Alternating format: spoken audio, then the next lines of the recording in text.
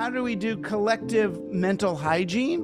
What you're talking about, this idea of asking the right questions at the right times, what you're trying to do is reduce the cognitive harm imposed by propagandists and media makers and people who don't have our best interests at heart. Hi, Vicki Robin here, host of What Could Possibly Go Right, a project of Post-Carbon Institute. We interview cultural scouts, people who see far and serve the common good, and social artists, people who take the pulse of the times and create. In this time when so much seems to be coming apart, for sure, much is coming together that we can't see. Our guests help us to see more clearly and act more courageously in this potent time of change. Today's guest is my smart, funny, incisive friend, Douglas Rushkoff. This is his fourth appearance on What Could Possibly Go Right because he's a consummate cultural scout and great at weaving multiple threads of insight into a single fabric. What to say by way of introduction? Well, Douglas was named one of the world's 10 most influential intellectuals by MIT. He is an author and documentarian who studies human autonomy in a digital age. His 20 books include the recent Survival of the Richest, Escape Fantasies of the Tech Billionaires, as well as Team Human, based on his podcast, and the bestsellers Present Shock, Throwing Rocks at the Google Bus, Program or Be Programmed, Life Inc., and Media Virus. He also made the PBS Frontline documentaries Generation Like, The Persuaders, and Merchants of Cool.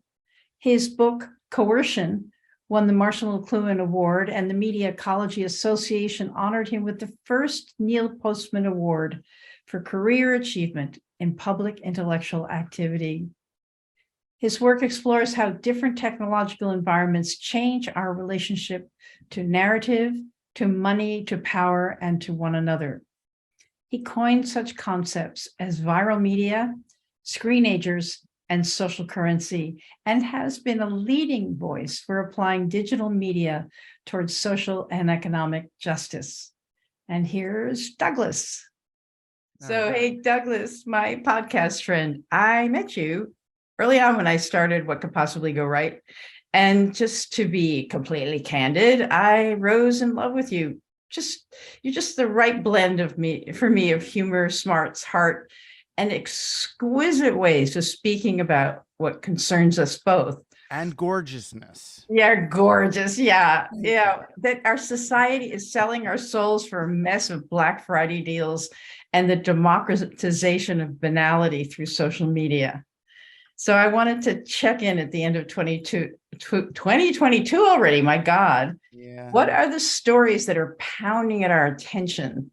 Soccer and Qatar, climate denial dressed up as, I'm just looking after your interest in heating your home. Guns in America. Is it okay if one of the richest men in the world owns the largest public square in the world? The fall of the crown prince of crypto. I mean, you name it, things to shock us are dished up daily. And it occurs to me, though, that you have a front row seat on a show most of us don't experience as we blather about the state of the world. What do fledgling Gen Z people see, think, fear, about the future? You're a professor at a large, public college. College students are classically dismissive of prior generations, but I'd like to see through your eyes the world that of your students, what they see as they're coming into being and how they're preparing or not to live in the world that our generation is eventually, not too far from now, leaving behind. So pick this or anything from your vantage point, Douglas. What could possibly go right? Wow. Well, all those questions have really different answers is the thing. And none of them spark a what could possibly go right impulse in me. I guess the closest one of what could possibly be going right is we are watching the real time collapse and implosion of the tech billionaire hegemonic uh, command over the public psyche. In other words, Elon Musk has transitioned from an almost Trump level authoritarian potential. When he took the helm of Twitter, those many hours ago, he was threatening that, he would unleash thermonuclear wrath on any advertiser who pulled out. That he would, like Trump, turn the Twitter mob against any brand and out them as against the free speech thing. So he seemed terrifying. And there were these, memes of him in like giant kind of Power Ranger suits as the new thing. And we've watched him skitter about like when you turn on the light in the kitchen and the cockroach runs to get back under the cabinet. I mean, he's going to have a board and then not have a board and then let this one online, then not let them online, then let them online, then not let them online, then do this policy, then not do this policy, then do it, no, then not. Then now, I mean, his most recent thing was he basically paid, or not with money, but he gave, who was it? Glenn Greenwald. He gave a story about how Twitter in the past took a call from the DNC about taking down some Hunter Biden rumor. And this is now evidence that, and it's like all the manipulation, it's all transparent. Or the poor kid, Sam Bankman-Fried, whatever, at crypto crazy FTX, this effective altruist billionaire child who was, paying for, donating a lot to people who believe that you could do whatever you want now as long as you donate some money to charity for the future. This movement that kind of believes that the 8 billion people alive today are just kind of the larva or maggots of the future post-human machine enabled cyborg that will be, trillions of us spread through the universe. So it's okay to let these little maggot people suffer if it means more units of pleasure for the people in the future. Some weird cyber libertarian, digital steroided Jeremy Bentham utilitarianism on ayahuasca, right? So the fact that we can watch this happen and implode, I think is really good for us, because this so-called Gen Z that you're talking about is going to look at its role models, at its heroes, whether it's Zuckerberg trashing Facebook for the fantasy of Meta. Facebook is a ghetto now. It's like, wow, to watch how quickly that went away. To watch the collapse of these things and the dreams of these, man children at the helm of these places, these kids who were, plucked from college before they took history, and made billionaire heads of companies at the behest of venture capital. We see, oh my gosh. So as that mask is revealed, I feel like we are liberated to adopt and invent alternative narratives of success that involve mutuality rather than singularity, that are collective and communal rather than alienated and isolated, where winning doesn't mean separating from the pack, but elevating the pack. And I feel like we are on the brink of understanding that. That is fascinating. Every single word that comes out of your mouth. Of course, I hang on them all. But, I think there's more examples of that where the, authoritarians and autocrats who have been able to manipulate us through Black Friday deals or whatever it is, are getting more and more outed. I mean, just even Trump's, so the name, but even the things, the outrageous statements he's making, they're falling flat. There's many people in the Republican Party saying, like, we're sort of over him. He still has power because he has power from before, But also in China, the zero COVID policy, there's pushback, the trade-off of like, I will give you my freedom if you give me your security. And, in better times, that might, I mean, that's a trade-off that has been done throughout history in families and communities. I will give you my freedom if you give me my security, if you give me securities. That formula, I just feel like China's backing off a little bit from that policy. The morality police are backing off of the morality police. There's some, so what do you see in sort of like, as you aggregate the kind of rising up from below, the like, this is too far. We will not do this.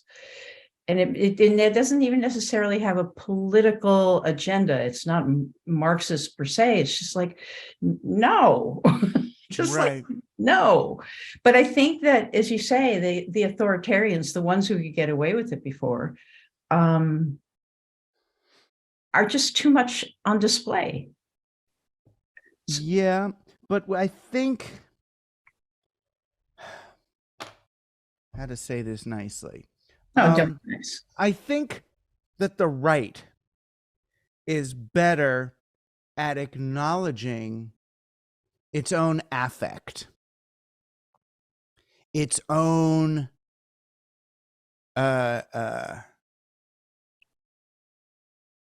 performativity.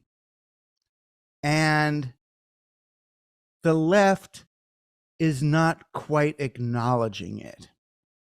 And that's where we are, in a sense, weaker, right? We think that we are fact-based. We are the reality-based ones and all that. And there's no performativity in it. But there are things I can't even talk about in terms of our performativity without getting like canceled. There are issues there are issues in relationship to poverty and crime, intersectionalism and race, gender performativity among 8 and 9-year-olds that can't be talked about scientifically because they're too difficult for us. And part of leftist performativity has to do with accepting claims at face value and not interrogating them, and then applying an almost equally rigid authoritarian silencing on those conversations. And we've got to accept that. We act as if we are impervious to these forms of groupthink, and that is our greatest vulnerability right now.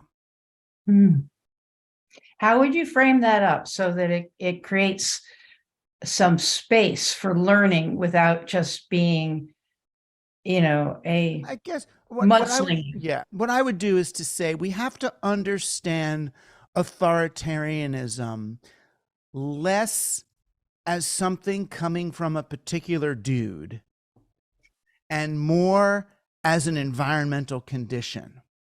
It's like weather. And that authoritarianism, it moves through a society like electricity. And yeah, certain kinds of leaders, if you will, are better positioned to capitalize off that authoritarian impulse, but we're all subjected to it, right? We're all in it. We're all looking for poles and safety and rightness. We're all in an authoritarian era when things get very polarized. It's increasingly uncomfortable to maintain the comportment of what's traditionally been called the Jew, right? The Mm. one who brings ambiguity and goes, the moment of Tevye in Fiddler at the very Mm. beginning, where they come to him with they're saying the czar says this and the people said this and he did that and he did that, and Tevye goes, he's right, when he hears the first argument, and then he hears the second argument and he goes, he's also right. And that's why both sides hate the Jew, right? because they're going, well, it's a little, but that's the place, that's the comportment I think we need to engender, is that, which is the anti-authoritarian one. It's the anti-polarized one of going, it's complicated. It's complicated, and our inability to say it's complicated as a society is what yields Kanye saying that Hitler was right? That Hitler's a good guy. He can't help himself. And it's partly his psychosis. And yeah, he's obviously a psychotic, person. He's an extreme personality disorder. He needs medication and love and all sorts of things. But the particular brand of it and why it is so popular at this moment. There were people like that on the street corners all the time. I lived in New York. I saw them, but they were not, billionaire media celebrities getting tweeted and retweeted by millions of people. They were not, giant public spectacles. And that's because of the weather, right? That's the weather that I'm looking at. And where does that weather come from? I'm a media theorist, so I'm looking, where does it come from? Am I a media determinist? Is this a quality of the digital media environment? Or is there a cultural hunger for certainty when we're, faced with imbalances, with climate change, with threats of our own extinction? Where does it come from? I don't know. But I don't even know that laying blame on its origins matters as much as doubling down on a human connected, pro-social, way of moving through the world. That's and doing it grounded in the interpersonal relationships on a day-to-day basis seems to be the easiest way to do it. Not worrying about scale and what do I post on Medium, but how do I talk to the guy in the bodega? Yeah, so I think you said, well, I know you said a ton of stuff there, but I mentioned, like with China, that there's a bargain, that we're trading freedom for security. And I think that in ambiguity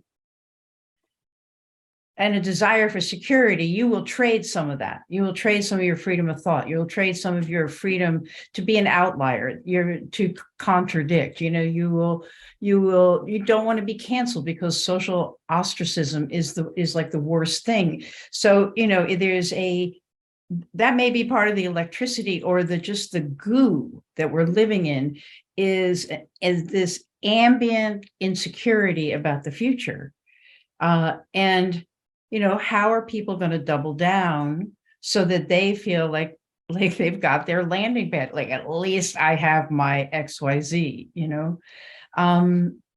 and so I wonder if, the sort of the utopian pro-social that, why can't we all love each other, the golden rule society that my friend Hazel Henderson used to talk about, maybe there's a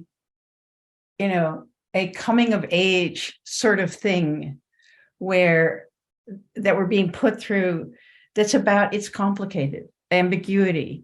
There are no easy answers. Maybe we're not going to all jump to sort of, Uncle Bernie, like moral, like prophetic morality, which of course I love, but it's just this capacity to tolerate ambiguity, which is almost like what the ethos of what could possibly go right is. It's like I'm asking people like you and my other guests, like, just would you look like 10 inches into the future? We're not asking for something big, just like, Right. And as we all know, 10 inches, this is about 10 inches, right? Yeah.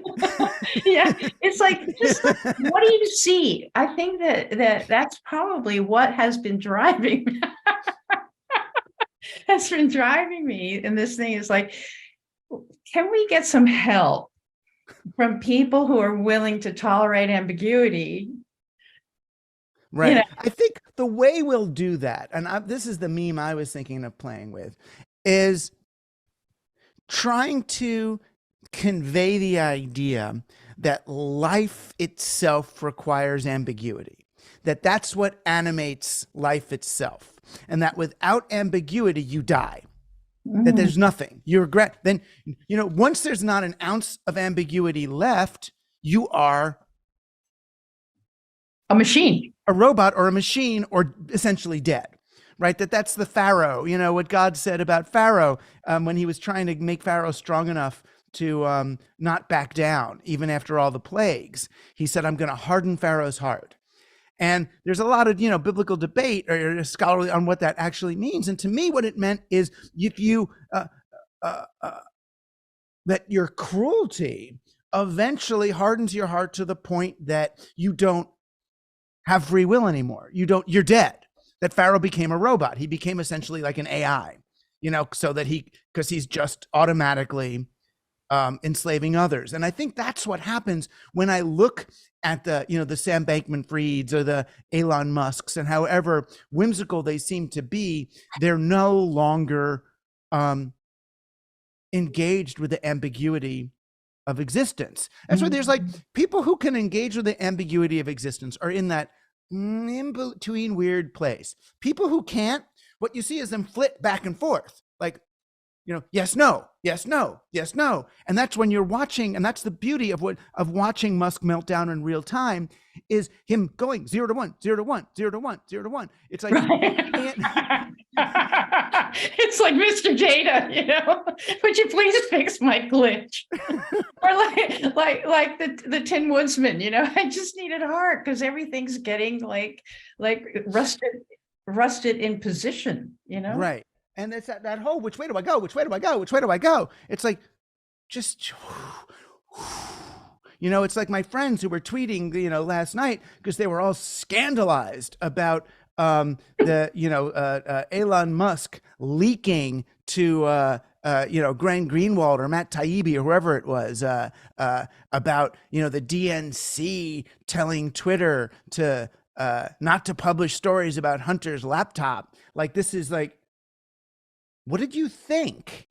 What did you think? Of course a DNC can call, of course people in power can call publications and make requests that you or I can't, right? When there's YouTube videos of entirely of books of mine, right? YouTube videos of the copywritten material of books of mine, and I can write to them till the cows come home and can't get a response. Yet I, on my Team Human, do a 4-second drum beat from Ringo Starr, which was referenced by someone on the show, was saying, oh, remember that moment when Ringo Starr did this drum beat? I put on a 4-second needle drop and I get, all the alerts right away from YouTube.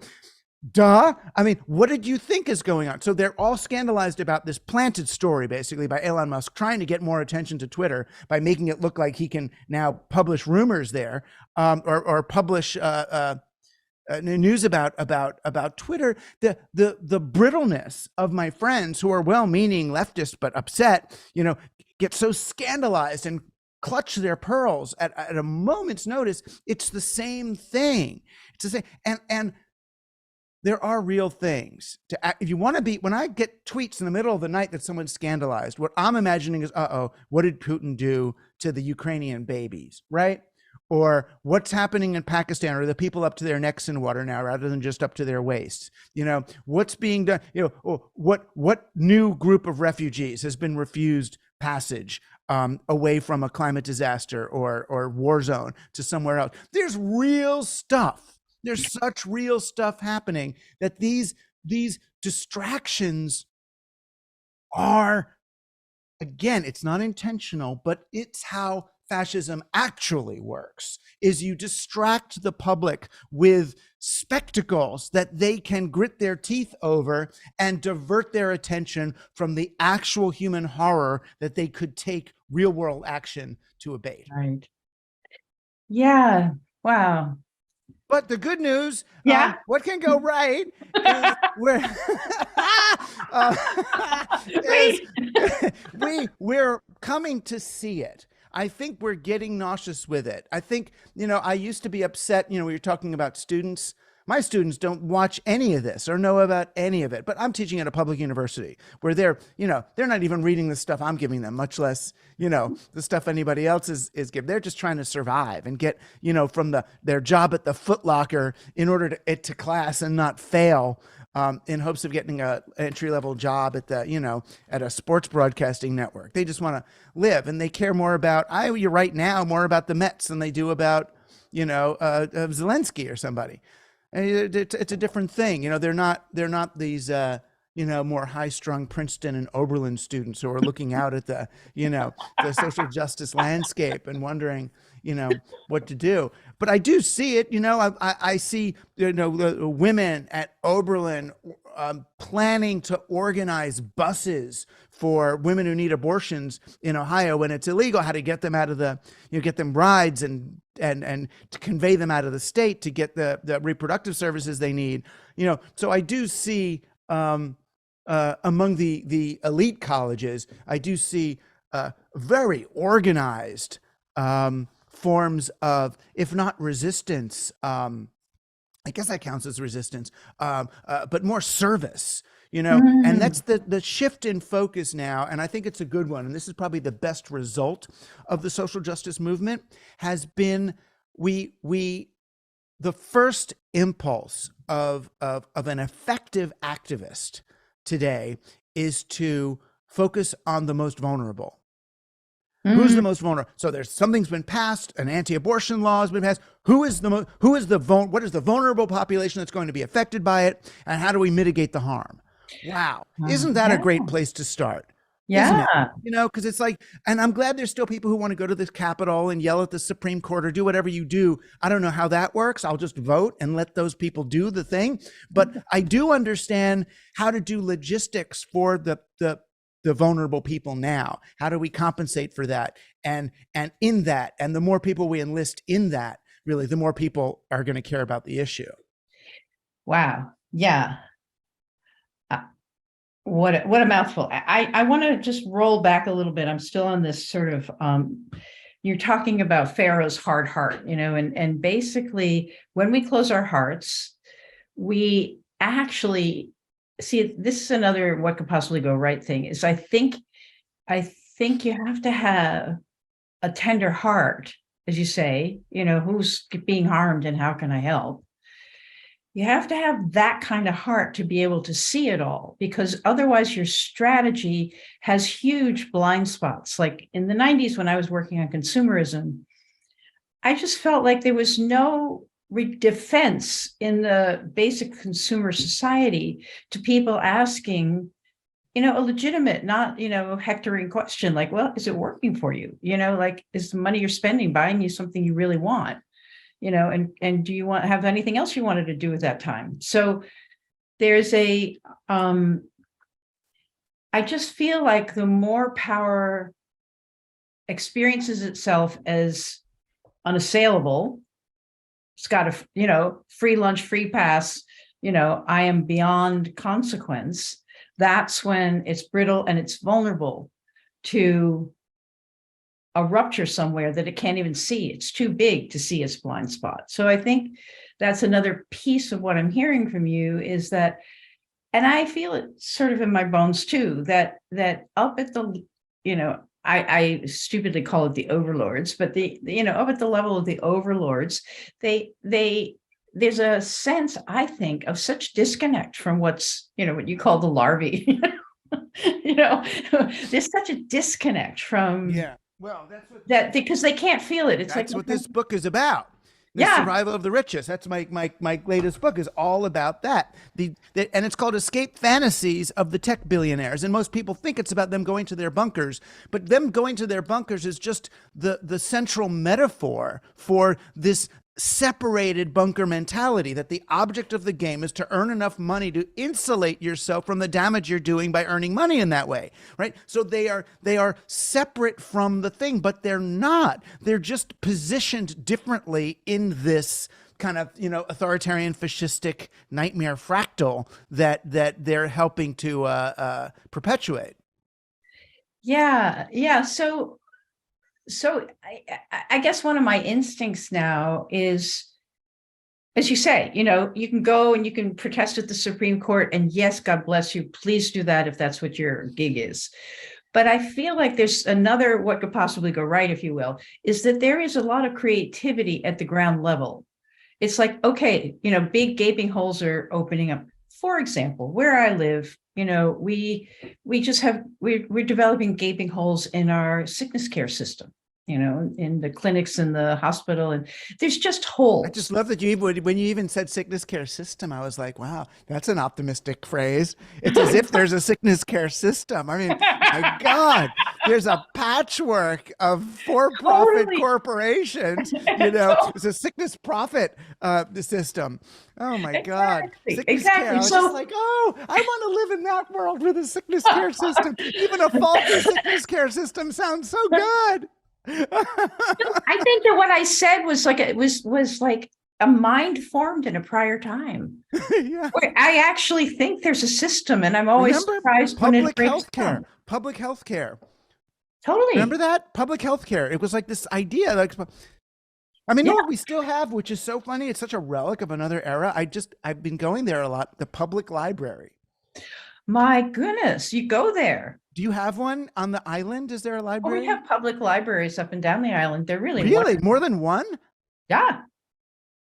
With books in each one. Yeah. That you can take out. Yeah, isn't that? It's just like this idea, And I remember, I see kids go in there now, and they take into the library. They're like, "What is this? What do you mean? I take a book. I just take the book home. This is what you're saying. I can take it home and read it and bring it back. I don't pay. What?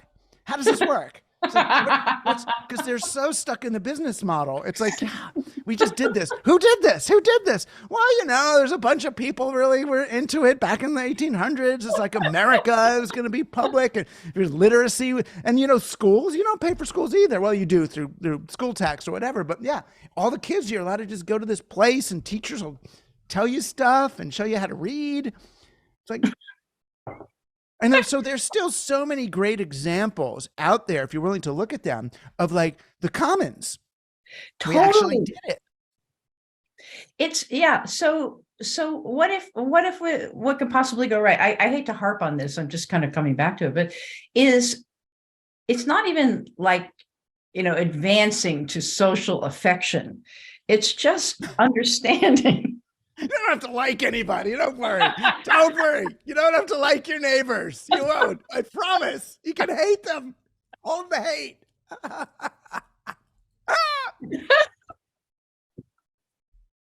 I'm glad you're keeping because that would frighten people so much if they thought they're going to have to like each other. Oh my God, that's asking too much. Sort of like that sort of like the end of the cargo cult, it's just, they're not coming for us. And living on an island, there is a bit of a sense here that, there is still a sense that, oh, okay, fine. Well, we have to be prepared for they're not coming for us. They may be coming for us. But in a different way. Or in the old way. I mean, there's a lot of, writing on the wall that the old ways are, I mean, Tell me about that. What do you mean? I mean, the easiest canary in the coal mine is anti-Semitism. Oh, right. I see what you're saying. Both sides. I know people who are afraid, and you can call it crazy. And they called it crazy before the pogroms and before the Holocaust and before everything. They call it crazy, but the language, the confusion. Most Americans think that 20% of America is Jewish. My God, that's a big footprint to when it's actually like less than 2, right? It's interesting. But no, I mean when they're coming for us, they're not. I didn't mean that they're coming for us like the Jews or the Gypsies or the et cetera, or the Muslims or Yeah. No, I meant that there's a rescue boat. That there's anything in the society that's going to come and rescue us. Sweet chariot. coming What? for to carry, sweet chariot, swing low, coming for to carry me I home. thought you said we chariot, and I thought, No, oh, that's no, a that's trap. the thing. No, we are the change we've been waiting for. That's what they said. But we are. No, there is no. I mean, Moshiach, if he comes, it's going to come after we've fixed things. It doesn't come. Moshiach doesn't come and save us. It's like we bring on the messianic age ourselves. There's no one. There's no meta FEMA, you know. Metaphema. FEMA, the big FEMA. I know. FEMA up in the sky. Somebody's gonna like hear this on the radio or something. Go like, Metafina. What is that? Is that a new app? Just Google it. I mean, like the federal emergency. No, I understand what you're talking about. But there's no meta one. There's no big one up in the sky that comes in and saves us. That's for like incremental emergencies. No, we are the salvation. We are it. But you find it. I mean, it's like little disasters really help that. Hurricane Ida was great for my town.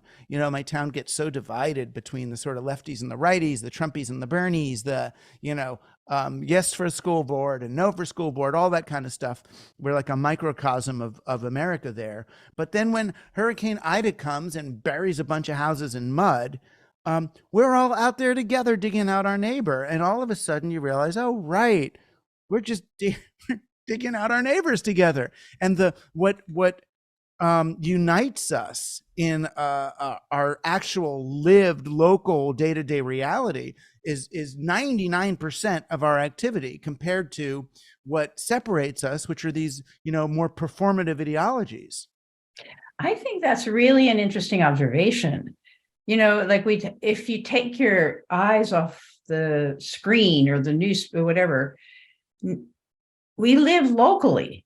Even people like who commute from where I grew up into Manhattan, they all know each other on the platform. They travel into the city together. It's sort of like the whole town, a part of the town goes in the city and then comes home. And it's the whole activity of daily life is not so much in the conversation anymore. We're talking many, many levels of meta, this and meta that and meta the other thing. Right.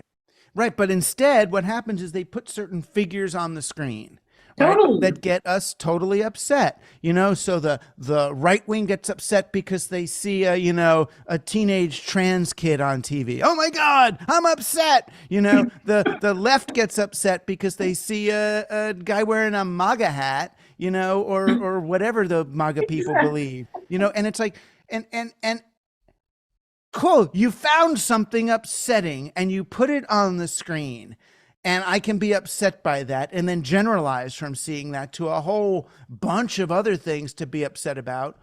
Or I can turn off this aggravation device and actually get something done in the world. I could teach a kid to read. I can walk with that old woman and help her. There's the woman who keeps getting stuck in her vestibule in my town with this dog and her walker. And I try to get out there around 11:30 when she's going to come out so I can help her get out of that, because it just breaks my heart to watch her in there. She doesn't know I'm trying to be there at her dog walk moment. But, and that fills me with such satisfaction just to help the old woman get out of her vestibule, because she's got the dog and the walker on the leash, and and there's two doors, when you I understand. I can see it. It's a whole thing, and it means a lot to me. I mean, and she's a gift to me, right?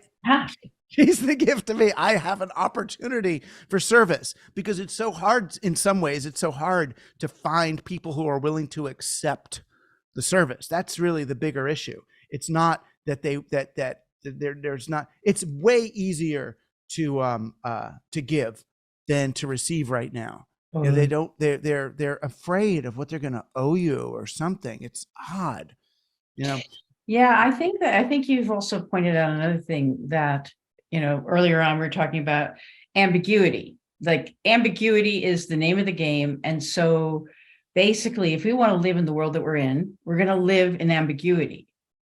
We're going to live in that it doesn't all add up. We're going to live in it's complicated.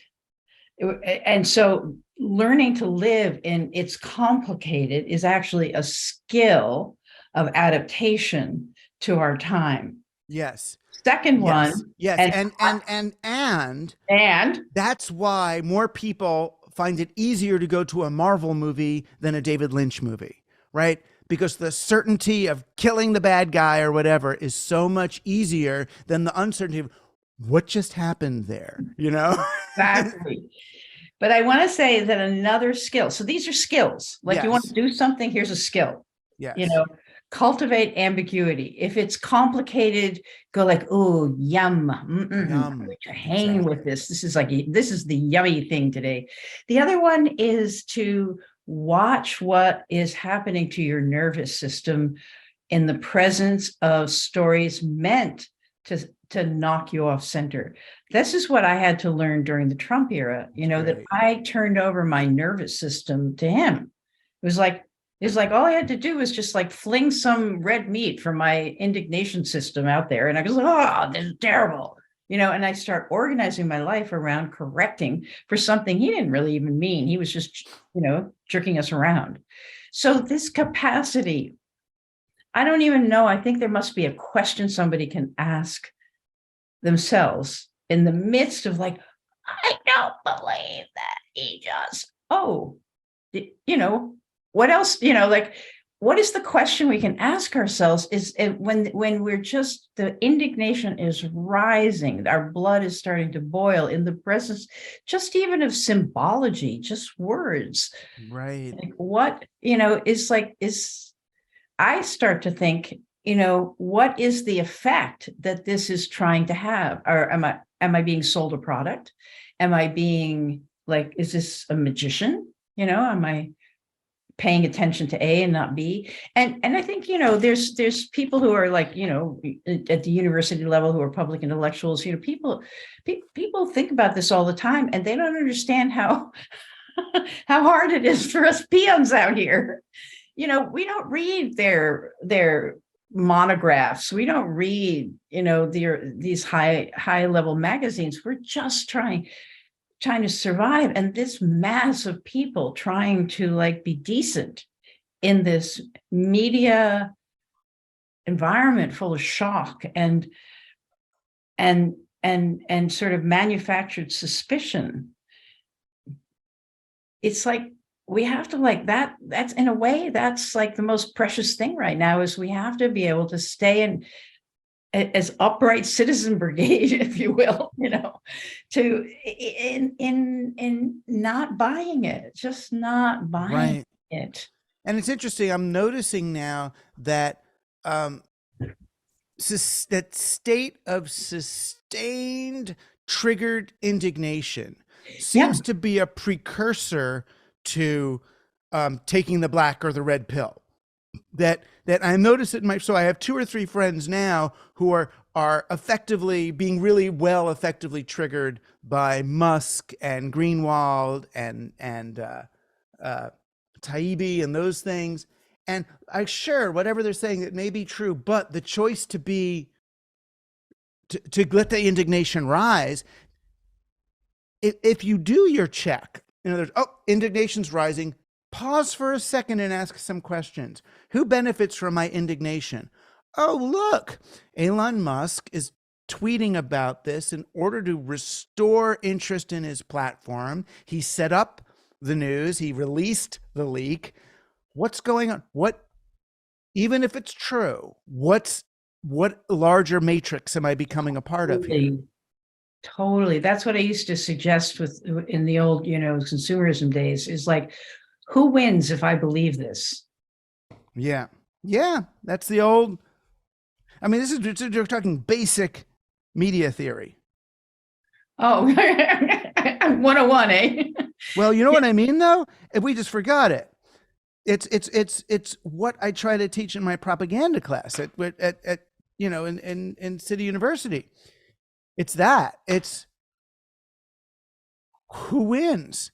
Who Right. wins if I believe that is a great starting place to examine a piece of propaganda. So I think that's important. I like it's like the public mind.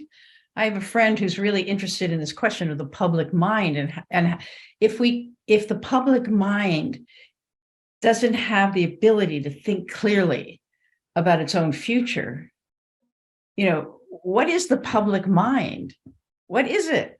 And where is it? Are we all contributing to it? And is that like a piece of our activism, just like helping the little lady with her dog in her walker is part of Yeah, our well, activism? first, what can Yeah. possibly go right is that there is a public mind. Right? It's like public education or public health or It's a public public, mind. just There's public. a collective mind. Woo, woo. So, how do we do collective mental hygiene? I Yeah. think we do it by, and what you're talking about, this idea of asking the right questions at the right times, what you're trying to do is reduce the cognitive harm imposed by propagandists and media makers and people who don't have our best interests at heart. How do you Right. reduce cognitive harm? So it's like when I have students, falling into the sway of like a Jordan Peterson or, some of the crazy, whatever intellectual dark web things, I find that deconstructing the arguments of those people is a way of doing kind of ideological harm reduction. And that's Totally. a fine pursuit, and there's a lot of groups out there doing that. I've been listening to a podcast called Decoding the Gurus that Wow. does that. Really, they're fun. And they there's another one called Symposia, but with a P-S-Y-M-P-O-S-I-A, and they look at a lot of the kind of psychedelic gurus and people making bizarre claims about psychedelics, but they said that their main purpose is ideological harm reduction. And so I kind of took that meme from them and thinking, that's I'm trying to do the same thing. I'm not trying to replace people's ideologies with other ones. I'm just trying to reduce the harm, and that's the cognitive confusion, but also the almost somatic and behavioral harm Yes. created Yes. by these things. Yes. Yes. Yes. Yes. The stress on the body. It's how is it? What is a trigger? A trigger is a biochemical process that's, activating some parts of you and deactivating other parts of you. I mean, yeah. So we're sort of like mensching, Jewish, ambiguity loving, complexity, yum people. So where is that faculty in society? Is it just that there's a faculty out there, not like a student body faculty, but just, is there such a thing as a conscience? Is there I something? believe there is. I mean, No, and what I I mean, think like, is there, like, I know that one of my assumptions is that there is a sort of a moral sense that's embedded in the collective. Now, I could have just made that up, and maybe I read the wrong Bible, but I just feel like that's what a lot of, writers, I mean, people are trying to speak into something that can respond. What is that? What are we speaking into? What are we presuming? And if we presume there's a collective conscience of some sort, a sort of a collective, that we have a collective sense in our minds. Yeah. So how do we intercept that? How do we speak into that? Or is it just that we write books and we teach classes and we do podcasts and we do all that we can because that's who we are? Is there a way in to this all right. miasm? It may be completely unrelated, right? But what came to mind as you were speaking for me, and then we can figure out if it's related or if I'm really going senile at this point, which is possible. When my wife and I, when we were married, couldn't get pregnant, right? We did a few things. We got this thing called blighted ovum, where it's like if the baby didn't work, it's like it wasn't really alive or something. And then the doctor said, we tried these things and say, no, your eggs are too old, whatever, it's not going to work.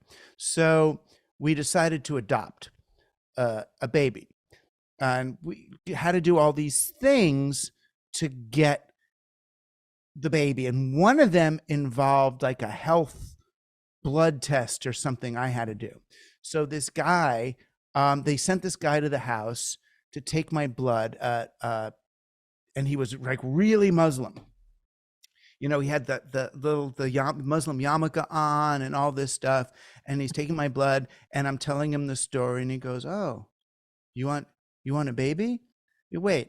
And he took out like some beads, and he held me, and he prayed, and he looked in my eyes. He goes, "God is great. You have faith. God is great." And a month later, my wife was pregnant, right? What happened?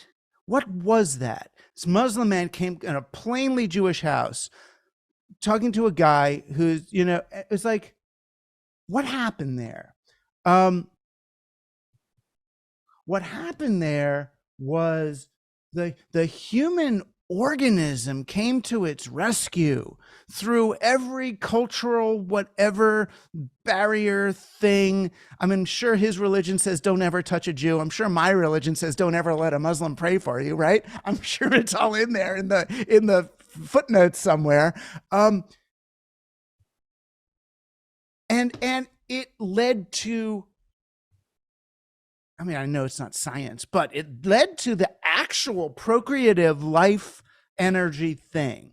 And somehow, for me, that was both real and metaphorically an example of this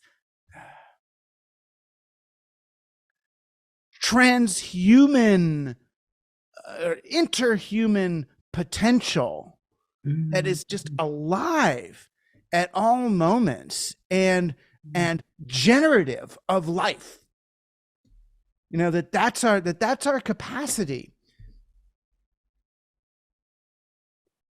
Does that have anything to do with that? It has.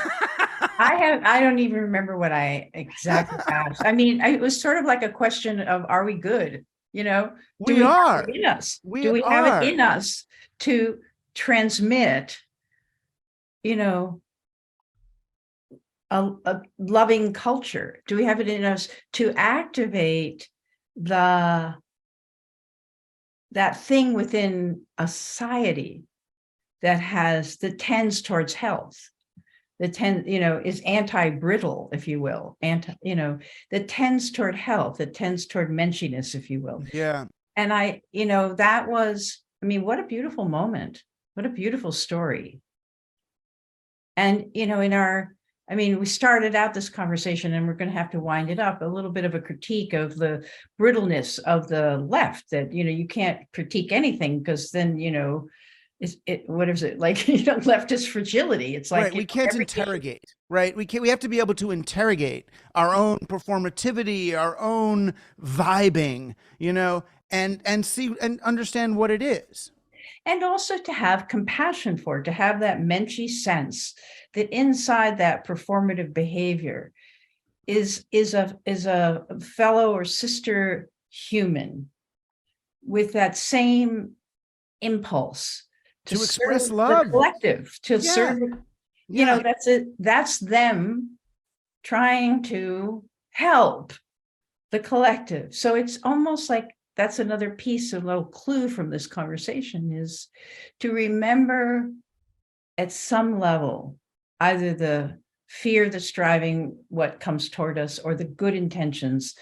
Wearing black hats, if you will. That's a wrong metaphor out of the Wild West cowboy movies, but, just wearing frightening masks, so that is possible for us to activate that collective will to flourish.